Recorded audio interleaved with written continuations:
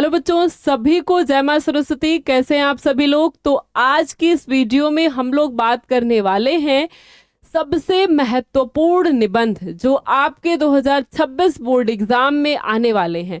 वो कौन कौन से ऐसे वायरल निबंध है जो आपको हमेशा आपके 10th बोर्ड के एग्जाम में मिलते हैं, और इन सारे निबंध को आपको किस तरीके से तैयार करना है, क्या क्या लिखना है और क्या लिखने का सही तरीका होना चाहिए। तो आज की क्लास में हम लोग निबंध को इस तरीके से तैयार करेंगे कि आपको निबंध में पूरे 7 में 7 नंबर मिल जाएंगे। तो एकदम अच्छे तरीके से क्लास को देखना है और उन सारे इंपॉर्टेंट निबंध को आपको बहुत अच्छे तरीके से तैयार कर लेना है, ताकि बोर्ड एग्जाम में आपका एक भी नंबर कम ना हो। 7 में 7 नंबर आपको निबंध पर मिल जाएगा। और यही तरीके से हर एक बच्चा निबंध लिखता है जो बोर्ड एग्जाम में एकदम अच्छा नंबर लेकर के आता है। क्योंकि निबंध एक टॉपिक को हम क्या करते हैं, लास्ट के लिए छोड़ देते हैं कि बड़ा टॉपिक है बाद में लिखेंगे, और इसके बाद समय हमारा खत्म हो जाता है, ना हम अच्छे तरीके से सोच पाते हैं और ना ही निबंध को अच्छे तरीके से लिख पाते हैं। और बहुत तो ऐसे बच्चे होते हैं जिन्हें पता भी नहीं होता है कि वही निबंध आप हमारे बोर्ड एग्जाम में आएगा। तो उन सारे निबंध को आज की क्लास में हम लोग करने वाले हैं जो कि 2026 बोर्ड एग्जाम में पूछे जाएंगे। एकदम अच्छे तरीके से इस वीडियो को लास्ट तक देखना है। लास्ट में मैं आपको वो सारे निबंध बताऊंगी जो कि 2026 बोर्ड एग्जाम में आएंगे, बहुत ही इंपॉर्टेंट वायरल निबंध। तो आज की क्लास में अगर हम देखें कि निबंध हमें लिखना कैसे होता है, ठीक है, तो महत्वपूर्ण निबंध 2026 की बात हो रही है कि वे कौन कौन से निबंध हैं जो कि हमको 7 में 7 नंबर दिलाने वाले हैं। जैसे इसे अगर हम बात करें कि लिखना कैसे होता है निबंध को, तो जैसे आपके पास मान लीजिए ऐसी कॉपी मिलेगी आपको। अब आपको दे देता है निबंध क्या, बेरोजगारी की समस्या और समाधान। अब बहुत सारे बच्चे तो ऐसे होते ना कि अगर इसके अलावा मैंने ये पढ़ा दिया, इसके अलावा कुछ और दे देगा बेरोजगारी से संबंधित, तो उन्हें लगेगा कि ये तो हमारा टॉपिक ही चेंज हो गया। लेकिन ऐसा कुछ भी नहीं है। अगर बढ़ती जनसंख्या में बाधक बेरोजगारी दे दे, बेरोजगारी एक अभिशाप केवल दे दे, शिक्षित बेरोजगारी समस्या समाधान निवारण दे दे, ठीक है, एक ही बात है। बढ़ती जनसंख्या विकास में बाधक, ठीक है, बेरोजगारी और बढ़ती जनसंख्या विकास में बाधक, तो भी हमें बस हमें क्या लिखना है, बेरोजगारी लिखना, और उसके साथ साथ बढ़ती जनसंख्या को भी उसी में ऐड कर देना है, ठीक है। शिक्षित युवा वर्ग और बेरोजगारी की समस्या, तो उसमें बेरोजगारी तो हम लिखेंगे और थोड़ा सा फोकस हमारा युवा वर्ग पर होगा, और वैसे भी हम उसमें भी लिखते हैं, ठीक है। बेरोजगारी की समस्या और समाधान या फिर युवा वर्ग और बेरोजगारी, तो ये सारे टॉपिक आपके पूछे हुए टॉपिक्स हैं, और इसी तरीके से आपको बेरोजगारी पर निबंध पूछा जाता है। तो एकदम अच्छे तरीके से हम देखते हैं। जैसे आपके पास दे दिया मान लीजिए बेरोजगारी की समस्या समाधान तो इसे हम लिखते कैसे, ये है हमारे पास क्या है, कॉपी है। तो इसके पास हम क्या लिखते हैं, पहले तो हमारा टॉपिक क्या है, बेरोजगारी की समस्या और की क्या है, समस्या और समाधान। बेरोजगारी की समस्या और क्या है, और है हमारे पास समाधान। बेरोजगारी की समस्या और समाधान, ठीक है। अब इसमें इसके बाद अगर देता है मान लीजिए, अब हमें क्या लिखना होता है, संकेत बिंदु इसे हम कहते हैं, ठीक है, संकेत बिंदु कहते हैं। अब इसमें संकेत बिंदु में हमारे पास क्या होगी, कौन कौन सी हेडिंग हमें बनानी है, ये हमें तुरंत ही बोर्ड एग्जाम में लिख देना है। कोई भी प्रश्नोत्तर हो आपका, ठीक है, प्रश्नोत्तर नंबर यहाँ पे डालकर, ठीक है, XYZ कुछ भी मुझे याद नहीं है, ठीक है। संकेत बिंदु में पहला ऑप्शन हम बताते हैं प्रस्तावना। पहले क्या बनाते हैं, प्रस्तावना। दूसरा क्या बनाते हैं, जो भी हमारा टॉपिक, पहले प्रस्तावना में जो भी हमारा ये टॉपिक होता है उसके बारे में थोड़ा सा लिखते हैं।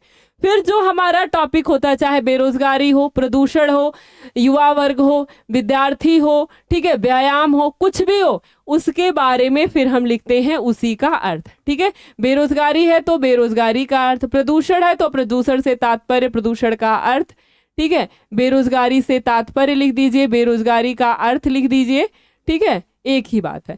अब हमसे क्या पूछा है इसमें, समस्या समाधान। जैसे विज्ञान पूछता है तो विज्ञान का अर्थ, विज्ञान से तात्पर्य, फिर विज्ञान समस्या के रूप में, विज्ञान समाधान के रूप में, या विज्ञान वरदान के रूप में, अभिशाप के रूप में, जो दिया वही हमें लिखना है। ठीक है, तो यहाँ पर क्या लिखेंगे, बेरोजगारी समस्या के रूप में। बेरोजगारी किस रूप में है, समस्या के रूप में। अब इसके अंदर हमारे पास छोटी छोटी हेडिंग होती है। ठीक है, छोटी छोटी समस्या के रूप में क्या क्या समस्या है, जैसे जनसंख्या वृद्धि है, और क्या है बेरोजगारी की समस्या, शिक्षित वर्ग की कमी है, उद्योगों की कमी है। ठीक है, ये सारे के सारे हम कारण को 1 बाय 1 करके एक पतली पेन से हेडिंग वाइज करके हम लिख के उसमें 2-3 लाइन लिखते चले जाएंगे, लेकिन यहाँ वो हेडिंग नहीं डालेंगे। ठीक है, इसके बाद क्या है, बेरोजगारी समाधान के रूप में। ठीक है, बेरोजगारी समाधान के रूप में, या कारण या निवारण भी दे देता है तो कारण या निवारण भी हम लिखते हैं। ठीक है, बेरोजगारी समाधान के रूप में।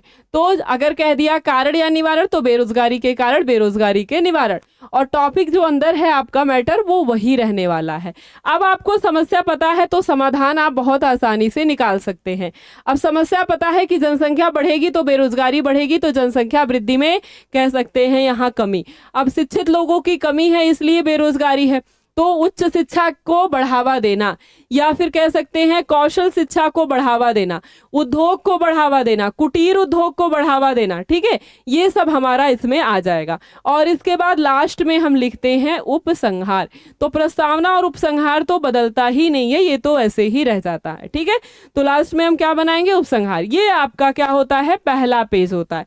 अब उसके बाद हम हेडिंग डालते हैं क्या, प्रस्तावना। अब प्रस्तावना हमने हेडिंग डाली और फिर प्रस्तावना में हमने लिख दिया, किसके बारे में लिख दिया, बेरोजगारी के बारे में लिख दिया। ठीक है, कि क्या है कि नौजवान जो है बेरोजगारी की वजह से पीड़ा का अनुभव करते हैं, रोजगार दफ्तरों के चक्कर लगाते हैं, रात देर तक अखबारों और विज्ञापनों में खोजते हैं कौन कौन सी नौकरियां हैं। ठीक है, और इस वजह से समाज से भी वो तिरस्कृत होते हैं, और समाज भी उन्हें निकम्मा कहता है, घर से भी तिरस्कृत होते हैं, और उनके जीवन में निराशा आता रहता है। ये सब हम लिख देंगे। इसके बाद बेरोजगारी का अर्थ बताना है। बेरोजगारी हम किसे कहते हैं, बेरोजगारी का अभिप्राय उस स्थिति से होता है जो योग्य तथा काम करने के लिए व्यक्ति क्या हो, इच्छुक हो, लेकिन प्रचलित मजदूरी दर पर उसे काम ना मिल रहा हो। ठीक है, यानी जो मजदूरी वो चाहता है अपनी योग्यता के अनुसार, उस मजदूरी पर उसे काम ना मिल रहा हो, तो उस व्यक्ति को हम कहते हैं बेरोजगार, लेकिन वो काम करने का इच्छुक होना चाहिए। और इसमें बच्चे नहीं आते हैं, या फिर शारीरिक रूप से कोई अक्षम व्यक्ति या रोगी हो गया, या फिर वृद्ध व्यक्ति, ये सब बेरोजगारी की श्रेणी में नहीं आते हैं। ठीक है, ये हमने लिख दिया बेरोजगारी किसे कहते हैं। अब बेरोजगारी एक अभिशाप के रूप में। ठीक है, तो यहाँ पर जो हमारा टॉपिक था समस्या और समाधान, तो बेरोजगारी समस्या के रूप में लिखिए, अभिशाप के रूप में लिखिए। तो बेरोजगारी से क्या क्या चीजें होती हैं भाई, जब रोजगार नहीं है, पैसा नहीं है, तो मानसिक अशांति होगी, समाज के द्वारा तिरस्कृत होंगे हम, और अगर पैसा नहीं है तो हमारे जीवन में अनुशासनहीनता आएगी, हम चोरी करेंगे, डकैती करेंगे, असामाजिक प्रवृत्तियां बढ़ेंगी। ठीक है, फांसी लगाना या मानसिक रूप से प्रताड़ित होना, अशांति होना, ये सब बेरोजगारी के अभिशाप के रूप में आते हैं। ठीक है, जनसंख्या में वृद्धि बेरोजगारी की वजह से होती है। ठीक है, दोषपूर्ण शिक्षा, अगर दोषपूर्ण शिक्षा नहीं होती तो बेरोजगार लोगों को रोजगार मिलता, लोग शिक्षित होते। कुटीर उद्योगों की उपेक्षा लोग करते हैं, लोग केवल नौकरी करना चाहते हैं, उद्योग लगाना नहीं चाहते हैं। ठीक है, कृषि का पिछड़ापन, कृषि भी जो है वो क्या हो गई है, पिछड़ गई है, जिस वजह से अब कृषि में भी अच्छी लागत या अच्छी फसल नहीं हो रही है, इस वजह से लोगों को कृषि में भी रोजगार नहीं मिल रहा है। ठीक है, कुशल एवं प्रशिक्षित व्यक्तियों की कमी है, देश विदेश से हमारे यहाँ लोग आते हैं, और हमारे यहाँ से भी लोग जाते हैं, ऐसी बात नहीं, लेकिन देश विदेश से लोग हमारे यहाँ आते हैं क्योंकि हमारे यहाँ कुशल व्यक्तियों की कमी है। यहाँ देश विदेश की बड़ी बड़ी कंपनियां आकर यहाँ लग रही हैं। ठीक है, समाधान में बस उसका उल्टा, जनसंख्या वृद्धि पर नियंत्रण, शिक्षा प्रणाली में व्यापक परिवर्तन, कुटीर उद्योगों का विकास, औद्योगिकीकरण का विकास, सहकारी खेती, सहायक उद्योगों का विकास, और राष्ट्र निर्माण संबंधी विविध कार्य, और फिर लास्ट में लिख देंगे उपसंहार। उपसंहार में हम क्या लिखते हैं, उपसंहार में हम लिखते हैं कि जो सरकार क्या इस पर प्रयास कर रही है, सरकार को क्या प्रयास करने चाहिए, और उस समस्या पर हमें किस तरीके से प्रयास करना चाहिए। ठीक है, तो सरकार ने बहुत महत्वपूर्ण कदम उठाए, परिवार नियोजन, जनसंख्या नियंत्रण के लिए, बैंकों का राष्ट्रीयकरण, ठीक है, कच्चा माल एक स्थान से दूसरे स्थान पर ले जाने की सुविधा, कृषि भूमि की हदबंदी, नए नए उद्योगों की स्थापना, अप्रेंटिस प्रशिक्षु योजना निकाला, प्रशिक्षण केंद्रों की स्थापना की और बहुत सारे कार्य किए। और हमें भी अपने आप को शिक्षित करके बेरोजगारी दूर करने में एक तरह से राष्ट्र भी हमारे लिए सहायक हुआ। बस इसी तरीके से आपको क्या करना है, निबंध लिख देना है। इसी तरीके से हमारे पास बहुत सारे निबंध है, जैसे विज्ञान वरदान है या फिर अभिशाप है। तो पहले हम लिखेंगे विज्ञान किस शब्द से बना है, विशेष, बी का अर्थ होता है विशेष, ज्ञान का अर्थ होता है ज्ञान, यानी कि जो विशेष ज्ञान होता है वही हम विज्ञान कहते हैं। विज्ञान के दो रूप होते हैं, ठीक है, एक तो होता है वरदान और दूसरा होता है अभिशाप। वरदान के रूप में क्या है भाई, विज्ञान ने बहुत सारी प्रगति की है, हमें इससे सुरक्षा प्राप्त होती है, यानी कि हमारा देश इससे सुरक्षित है। हमने इतने सारे व्हीकल का उपयोग किया है या फिर परिवहन बनाए हैं, सब विज्ञान के माध्यम से, या जो कंप्यूटर बना है और विज्ञान के ही माध्यम से बना है। कंप्यूटर का हर जगह प्रयोग होता है तो बहुत ही जल्दी हम अपने काम को ख़त्म कर लेते हैं। अब एक कंप्यूटर कई कई व्यक्तियों का काम करता है, एक मशीन कई कई व्यक्तियों की काम करती है, इससे हमारा काम बहुत जल्दी हो जाता है, ठीक है। तो विज्ञान के बल पर नेत्रहीनों की दुनिया बदल गई, नेत्रहीन को नेत्र मिलने लगे, बहुत सारी ऐसी बीमारियां हैं, अपंगों को अंग मिल गया, ठीक है, बहरों को सुनने की शक्ति मिल गई, ठीक है, बहुत सारी ऐसी असाध्य और जानलेवा बीमारियां थी जिनकी अब हमने दवाई जान ली, ठीक है। तो ये सब क्या है, रेलगाड़ी, हवाई जहाज, पानी में बांध कर बिजली बनाना, ये सब विज्ञान जो है विज्ञान के वरदान के रूप में है। अगर हम अभिशाप के रूप में देखें तो अभिशाप के रूप में भी बहुत सारी चीजें हैं। अगर हम विज्ञान का दुरुपयोग करने लगे तो वही चीजें हमारे लिए अभिशाप के रूप में हो जाने वाली है। जैसे अभी हमने परमाणु बम बनाया, उसे हमने रखा है, कोई बात नहीं, ठीक है, लेकिन उसे हमने किसी देश पर फेंक दिया तो वो एक अभिशाप के रूप में आ गया, या वो किसी अन्य तरीके से हमारे पास से ही फट गया तो क्या, जैसे दीपावली गई, पटाखा फोड़ते हैं, दूर फेंका तो कोई बात नहीं, चलिए हाथी में फूट गया पटाखा तो क्या हो गया, हमारे लिए ही वो अभिशाप हो गया। उसी तरीके से विज्ञान भी हमारे लिए है। बहुत सारे ऐसे चीजें हैं कि अगर हम विज्ञान का प्रयोग कर गलती से गलत कर लेते हैं, सावधानी पूर्वक उसका प्रयोग नहीं करते हैं, तो वो चीजें हमारे लिए क्या होती हैं, अभिशाप के रूप में हो जाती हैं, ठीक है। और इसकी वजह से कह रहे हैं विज्ञान की वजह से परिवहन आया, परिवहन की वजह से प्रदूषण फैला है, या हम उद्योग लगा रहे हैं विज्ञान की वजह से प्रेरित होकर और उससे पेड़ पौधों को काट रहे हैं, इससे भी पर्यावरण प्रदूषित हो रहा है। तो इससे जितनी हमने असाध्य बीमारियों की जानकारी प्राप्त की है या उन पर अपना नियंत्रण प्राप्त कर लिया है, वो सारी बीमारियों से भी अब ज्यादा बीमारियां फैलने लगी हैं। क्यों होने लगी है, क्योंकि यहाँ पर प्रदूषण ज्यादा से ज्यादा फैलने लगा है और ये सब कुछ विज्ञान के माध्यम से ही हुआ। अगर हमें उद्योग नहीं लगाना होता तो हम पेड़ों को क्यों काटते। अगर हम विज्ञान ने ही तो प्लास्टिक का प्रयोग करना सिखाया, विज्ञान ने ही तो परिवहन का प्रयोग करना सिखाया। आज इतनी सारी गाड़ियां देखिए तो मार्केट में सड़क पर दौड़ रही हैं। अगर आप इससे 10 साल पहले 20 साल पहले देखिए तो संख्या बहुत ज़्यादा कम थी। तो विज्ञान के प्रयोग ने ही ऐसा किया और मनुष्य अपने आप को थोड़ा सा कह सकते हैं ना, आलस से अपने आप को सुविधा देने के चक्कर में भी ऐसा करता है, ठीक है। तो ये सब कुछ विज्ञान से क्या है, वरदान के रूप में है। तो निष्कर्ष या उपसंहार के रूप में हम लिख सकते हैं कि ये हमारे ऊपर निर्भर करता है कि हम विज्ञान को वरदान के रूप में लेते हैं या फिर अभिशाप के रूप में। हमने उद्योग लगाए तो अगर हमने 10 पेड़ काटे तो कहीं हमें 10 पेड़ लगा देने चाहिए, 20 पेड़ लगा देने चाहिए कि आने वाले समय में 10 साल बाद जब वो पेड़ 5 साल बाद बड़े हों तो कम से कम वो हमें ऑक्सीजन दे सके। जब तक कि ये उद्योग हमें प्रदूषण ज़्यादा से ज़्यादा देने लगे तब तक वो क्या देने लगे, हमें ऑक्सीजन देने लगे, ठीक है। लेकिन ये काम हम करते नहीं क्योंकि हमें ऐसा लगता है कि ये हमारी पर्सनल ज़रूरत नहीं है। इसी तरीके से प्रदूषण भी है हमारे पास, ठीक है। तो प्रदूषण को देखने से पहले हम, ठीक है, आपके पास है ये वरदान बैच जिसमें चैप्टर 1 से एकदम बेसिक से शुरुआत है, जिसमें आपको quick revision by one shot मिलने वाला, live recording classes, most important question, chapter wise सबके नोट्स PDF और मॉडल पेपर, गेस्ट पेपर, पिछले 5 साल का प्रीवियस ईयर पेपर, सब कुछ आपको इसमें मिलने वाला है। 60 दिन की एकदम बेहतरीन स्ट्रैटेजी है।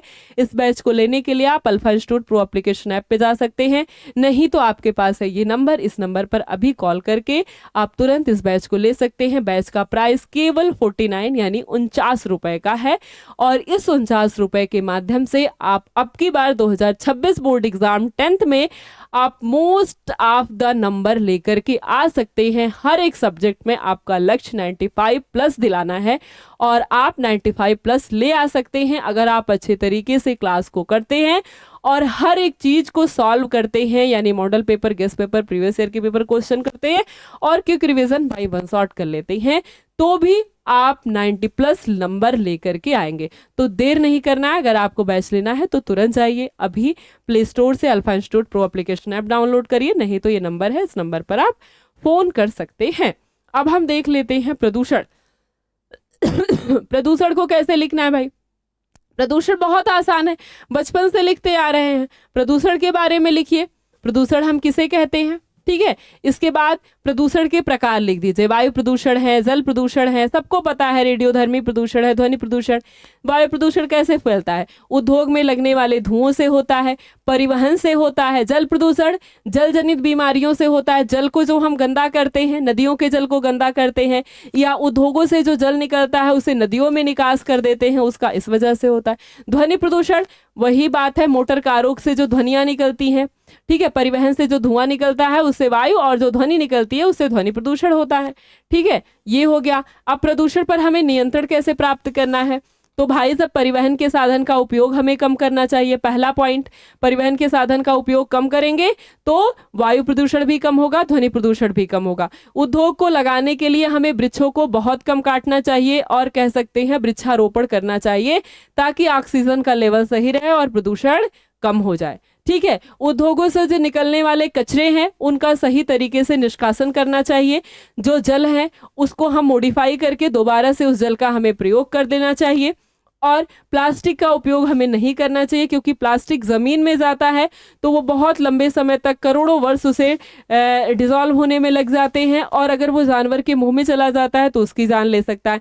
नालियों में जाता है तो कचरा फैलाता है, या कह सकते हैं नालियों का पानी इकट्ठा होता है, इससे प्रदूषण होता है, इससे बहुत सारी बीमारियां फैलती हैं, कीटाणु फैलते हैं। और अगर आप नालियों को खुला रखते हैं या फिर वर्षा का जल है, उससे भी बहुत सारी बीमारियां होती हैं, तो जल का निष्कासन भी हमें सही तरीके से करना चाहिए।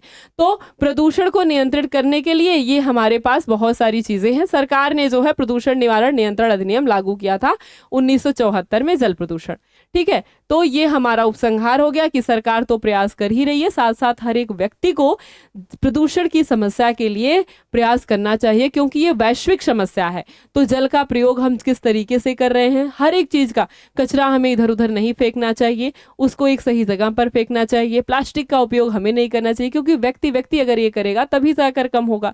कंपनियों को क्या है, कंपनियां तो बनाएंगी ही, अगर हम उसका उपयोग करना बंद कर दे तो किसके लिए बनाएंगी, नहीं बनाएंगी। तो प्लास्टिक की चीजों का उपयोग, केवल प्लास्टिक ही नहीं, प्लास्टिक के बने हुए बॉटल, प्लास्टिक के बने हुए और भी बहुत सारी चीजें हैं जो घर में हमारे यूज होती है, और क्योंकि ये सस्ता मिलता है तो मोस्ट ऑफ द थिंग्स आप देखेंगे कि प्लास्टिक की ही बनी हुई हमारे घर में है, चाहे वो बाल्टी हो, चाहे वो आप देखते हैं घर में और भी चेयर हो गई। लेकिन ये क्या है, ये थोड़ा लंबे समय तक चलती हैं, चेयर हो गई या बाल्टी हो गई। लेकिन जो हम प्लास्टिक यूज करते हैं वो वन डे बाय डे का है, वन टाइम यूज का है।